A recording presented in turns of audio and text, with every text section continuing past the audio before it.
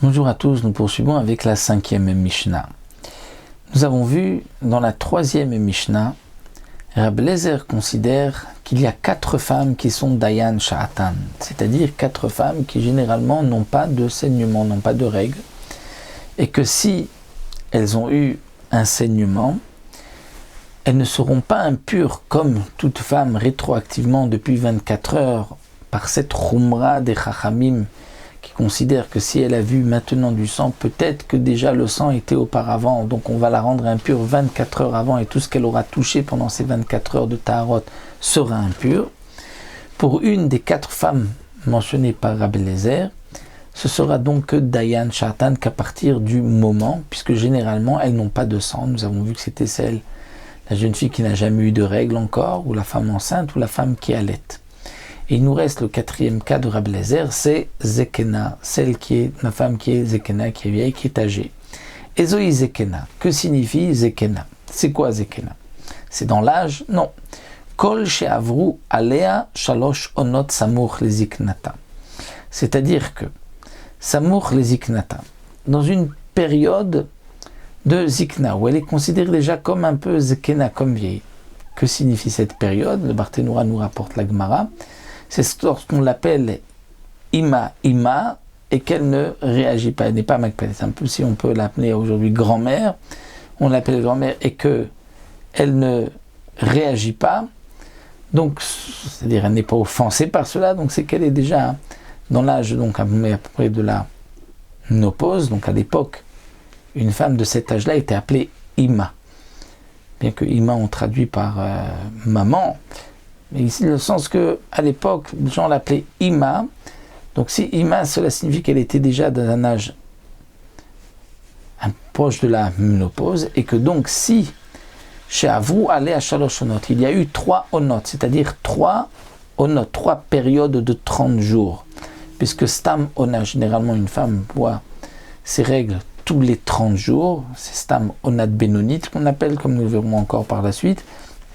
Lorsque sont passés 3 onotes de 30 jours, donc 90 jours, et qu'elle n'a pas eu de saignement, et qu'elle est donc Samour Lizna dans cette période où lorsqu'on l'appelle Ima, elle n'est pas offensée, elle ne réagit pas, elle n'est pas Makpedet, elle accepte.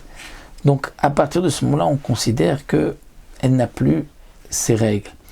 Et que si ensuite elle a eu un saignement, on ne dira pas elle est impure rétroactivement 24 heures en arrière, on dira qu'elle n'est impure qu'à partir de maintenant, parce que normalement elle ne devrait pas avoir de saignement, donc s'il y en a eu c'est que maintenant.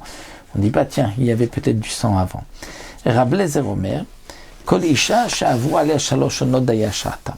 Rabbi Eliezer dit en vérité ce n'est pas qu'une femme Zekena, toute femme qui a eu 3 mois consécutifs où elle n'a pas eu de règles, on considère qu'elle est mesoulé kedem, elle n'a plus de sang. Et donc si ensuite elle a un saignement, elle n'est pas impure rétroactivement 24 heures en arrière, puisque tu vois que cette dame n'a pas de saignement, ça fait déjà 90 jours qu'elle n'a rien eu. Donc pour Tanakama, non, c'est seulement si elle est Samour les Ziknata, mais pour Rabbi Eliezer, toute femme, Daya Sha'ata, lorsqu'elle a passé 3 onotes, donc 3 mois de 30 jours, 90 jours, et qu'elle n'a pas eu de saignement.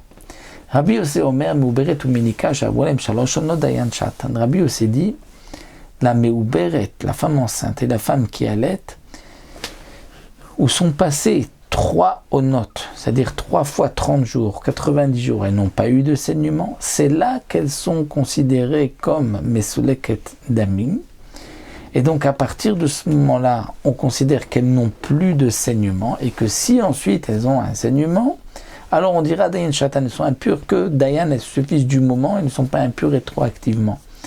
Mais pour Rabbi aussi, même la femme enceinte et la femme qui allait doivent attendre 3 mois. 3 mois de 3 fois 30 jours, puisque la Onat Benonit est de 30 jours.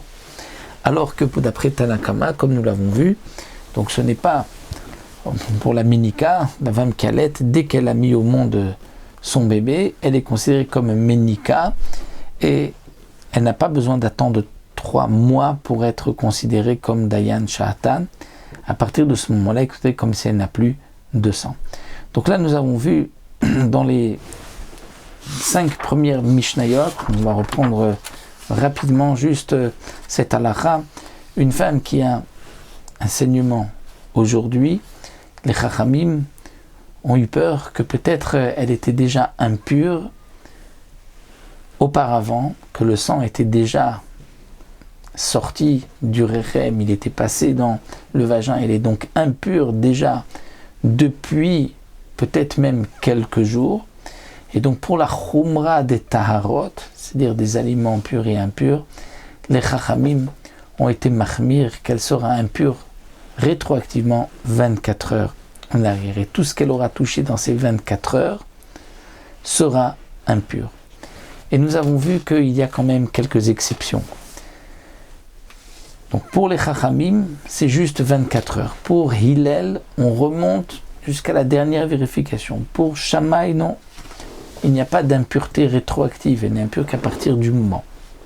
La halakha est comme les Chachamim, que donc cette impureté, elle est rétroactive depuis 24 heures. Mais il y a quelques exceptions, comme nous l'avons vu. Toute femme qui a Veset Kavua, c'est-à-dire un cycle régulier, elle a ses saignements tous les 30 jours ou tous les premiers du mois, les 5 du mois. Si elle a eu un saignement le jour de son V7, elle est Dayan Shata impure qu'à partir de ce moment-là et pas avant, étant donné qu'elle a un V7 aujourd'hui, donc c'est qu'aujourd'hui doit venir le sang et pas avant. Nous avons vu que d'après Rabbi Eliezer, il y a 4 femmes aussi qui sont Dayan Shatan. La jeune fille qui n'a jamais eu encore de règles, la femme qui est enceinte, la femme qui allait, et la Zekena, une femme qui, pendant 90 jours, Samour les Ziknata, à partir d'un certain âge, n'a plus eu de règles. Lorsqu'elles ont ensuite un saignement, elles ne sont impures qu'à partir du moment. Et nous avons vu l'avis de Rabbi Eliezer et de Rabbi Yossé aussi.